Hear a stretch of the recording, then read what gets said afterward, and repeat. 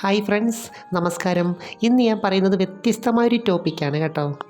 എന്ന് വെച്ചാൽ നമ്മുടെ മനസ്സിൻ്റെ പ്രവർത്തനങ്ങൾ നമ്മുടെ ശരീരത്തെയും ലൈംഗികതയും എത്രത്തോളം ബാധിക്കുന്നു എന്നതിന് നല്ലൊരു ഉദാഹരണമാണ് ഈ ഓഡിയോ. അതിനു മുമ്പ് ഈ ചാനൽ ആദ്യമായിട്ട് കാണുവാണെങ്കിൽ ഒന്ന് ലൈക്ക് ചെയ്യണം, സബ്സ്ക്രൈബ് ചെയ്യണം, പിന്നെ അയക്കാവുന്ന കൂട്ടുകാർക്കൊന്ന് അയച്ചു കൊടുക്കണം കേട്ടോ. അപ്പം ഞാനിന്ന് പറയുന്നത് 30 വയസ്സുള്ള സുന്ദരിയായ ഒരു യുവതിയുടെ കാര്യമാണ്. അപ്പോൾ ഇവർക്കെല്ലാം പോസിറ്റീവായിട്ടുള്ള കാര്യങ്ങളാണ് ഉള്ളത്.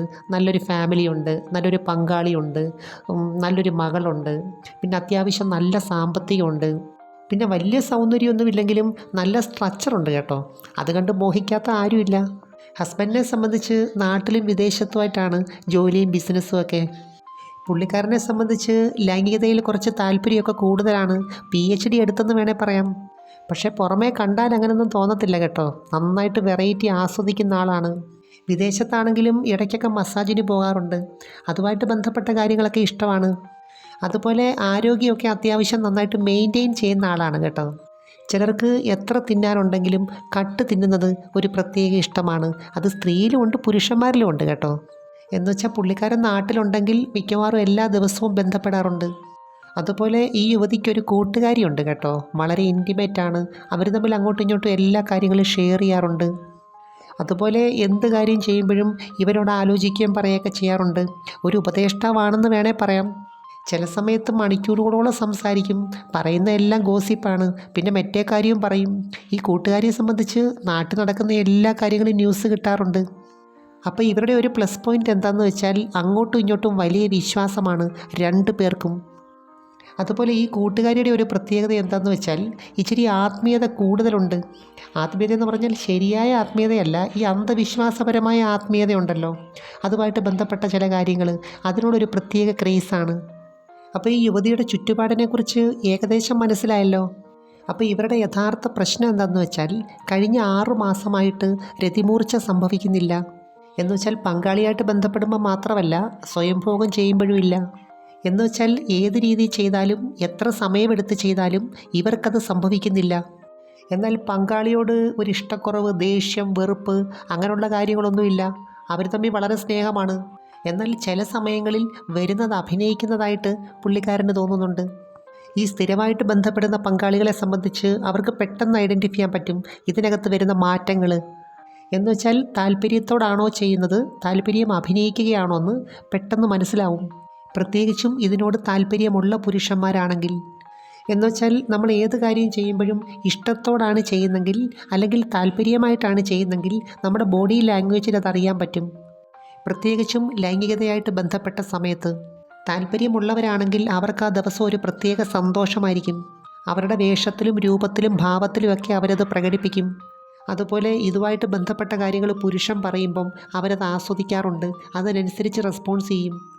അതുപോലെ താല്പര്യം കൂടുതൽ തോന്നുന്ന ചില ദിവസങ്ങളുണ്ട്. ഈ സമയത്ത് അവർ തന്നെ മുൻകൈയെടുക്കും. ഭക്ഷണം കഴിക്കുന്നതും അതുപോലെ തന്നെയാണ്. ഒരാൾ താല്പര്യമായിട്ട് കഴിക്കുന്നതും താല്പര്യമില്ലാതെ കഴിക്കുന്നതുമായിട്ട് വ്യത്യാസമുണ്ട്. നമുക്കത് പറഞ്ഞ് മനസ്സിലാക്കണ്ട, പക്ഷേ ആ രീതി കാണുമ്പോൾ അറിയാൻ പറ്റും. ഈ സ്റ്റിക്ക് ഐസ്ക്രീം ഒക്കെ കഴിക്കുമ്പോൾ എന്തായാലും അതിൻ്റെ അറ്റത്തൊന്ന് കടിക്കും.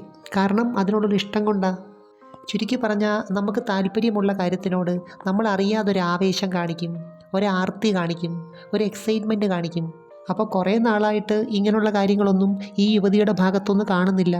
ഒരു പ്രാവശ്യം ഇദ്ദേഹം ഇതിനെക്കുറിച്ച് തുറന്ന് ചോദിക്കുകയും സംസാരിക്കുകയൊക്കെ ചെയ്തു. എന്നുവെച്ചാൽ ചെയ്യുന്ന രീതിക്ക് എന്തെങ്കിലും പ്രശ്നമുണ്ടോ, പുള്ളിക്കാരനോട് എന്തെങ്കിലും ഇറിറ്റേഷൻ ഉണ്ടോ, അല്ലെങ്കിൽ ഫിസിക്കലായിട്ട് എന്തെങ്കിലും പ്രോബ്ലം ഉണ്ടോ എന്നൊക്കെ അവർ ഡിസ്കസ് ചെയ്തു. തന്നെയല്ല, സാധാരണ ഹസ്ബൻഡ് വിദേശത്തായിരിക്കുമ്പോൾ പുള്ളിക്കാരി ഇടയ്ക്കൊക്കെ സ്വയംഭോഗം ചെയ്യാറുണ്ടായിരുന്നു. എന്നാൽ ഈ അടുത്ത സമയത്ത് അങ്ങനെ ചെയ്ത് നോക്കിയിട്ടൊന്നും ഒരു സംതൃപ്തി കിട്ടുന്നില്ല. അതുപോലെ ഈ കാര്യം ഒഴിച്ച് ബാക്കി എല്ലാ കാര്യങ്ങളും നോർമലായിട്ട് തന്നെ പോകുന്നുണ്ട്. പീരീഡ്സ് ഒക്കെ കറക്റ്റാണ്. അതുപോലെ പങ്കാളിയോട് സ്നേഹക്കുറവൊന്നുമില്ല. യഥാർത്ഥത്തിൽ കൂട്ടുകാരിയാണ് ഇങ്ങനൊരവസ്ഥയ്ക്ക് കാരണമായത്. അവർ പറഞ്ഞ ഒരു അന്ധവിശ്വാസവും അതുമായിട്ട് ബന്ധപ്പെട്ട പ്രവൃത്തിയുമാണ് ഇവർക്ക് പാരയായത്. അപ്പോൾ ഇത് നടന്നത് 1 വർഷം മുമ്പെയാണ്, പുള്ളിക്കാരൻ നാട്ടിലില്ലാത്ത സമയത്ത്.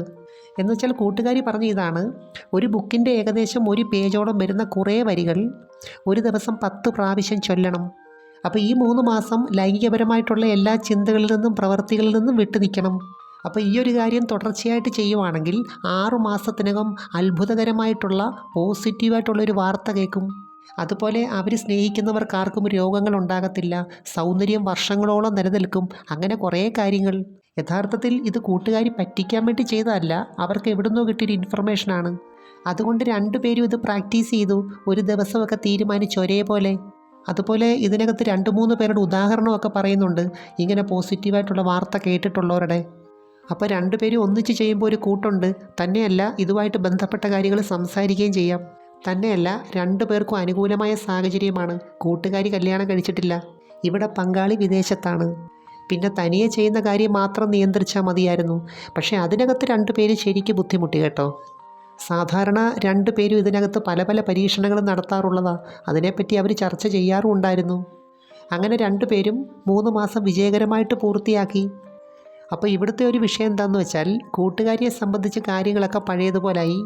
പക്ഷേ ഈ യുവതിയെ സംബന്ധിച്ച് അവരുടെ ഉപബോധ മനസ്സിന് വലിയൊരു മാറ്റമുണ്ടായി. അപ്പോൾ ഇവർ ഈ ചൊല്ലിയ വരികൾക്കകത്ത് ലൈംഗികതയ്ക്കെതിരായിട്ടുള്ള ചില കാര്യങ്ങളൊക്കെ ഉണ്ടായിരുന്നു. പിന്നീട് ഇത് ചെയ്യുന്ന സമയത്ത് ഈ വരികൾ ഇങ്ങനെ ഉപബോധ മനസ്സിൽ പ്രൊജക്റ്റ് ചെയ്ത് നിൽക്കുന്നു.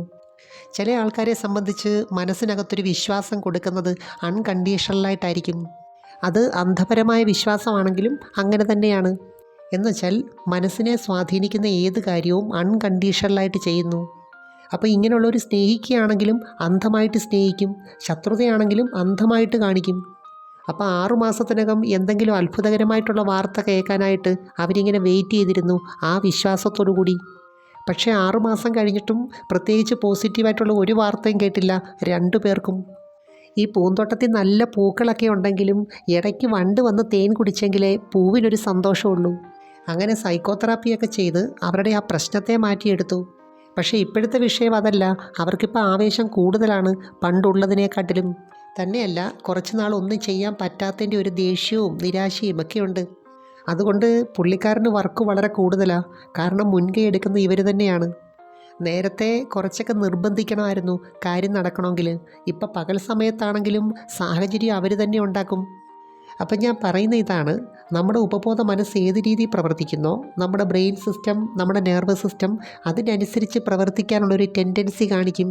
അപ്പോൾ ഇവരെ സംബന്ധിച്ച് തനിയെ ചെയ്യുന്ന സമയത്തും ഈ രതിമൂർച്ച വരാഞ്ഞതിൻ്റെ കാരണം ഇതായിരുന്നു. അപ്പോൾ സ്ത്രീ ആയാലും പുരുഷനായാലും ലൈംഗികത ഉപബോധ മനസ്സുമായിട്ട് ബന്ധപ്പെട്ട് കിടക്കുന്നു എന്നതിൻ്റെ ഒരു ഉദാഹരണമാണ് ഞാൻ ഈ പറഞ്ഞത് കേട്ടോ. അപ്പോൾ ഈ മനസ്സുമായിട്ട് ബന്ധപ്പെട്ട പ്രവർത്തനത്തിൽ കുറച്ചൊന്ന് കോൺഷ്യസ് ആകുന്നത് നല്ലതാണ്. എന്നുവെച്ചാൽ നമ്മുടെ എല്ലാ ഇമോഷൻസും പോസിറ്റീവായിട്ടുള്ളതും നെഗറ്റീവായിട്ടുള്ളതും എല്ലാം സ്റ്റോർ ചെയ്തിരിക്കുന്നത് ഈ ഉപബോധ മനസ്സിലാണ്. അപ്പോൾ ഇതുമായിട്ട് ബന്ധപ്പെട്ട ഓരോ പ്രവൃത്തി ചെയ്യുമ്പോഴും ഇതാണ് പിന്നിൽ നിന്നും പ്രവർത്തിക്കുന്നത്. സ്ത്രീ ആണെങ്കിലും പുരുഷനാണെങ്കിലും ചില സമയത്ത് നമുക്ക് താല്പര്യമില്ല, എന്നാൽ ചില സമയത്ത് വളരെ താല്പര്യമാണ്. എല്ലാത്തിനും കാരണം ഇതാണ്. എനിവേ, നമുക്ക് മറ്റൊരു വീഡിയോയുമായി വീണ്ടും കാണാം. അപ്പോൾ ചാനൽ സബ്സ്ക്രൈബ് ചെയ്യാൻ മറക്കരുത്, ലൈക്ക് ചെയ്യണം. പിന്നെ അയക്കാൻ പറ്റുന്ന കൂട്ടുകാർക്കൊന്ന് അയച്ചു കൊടുക്കണം കേട്ടോ. Thanks for watching. See you next time. By.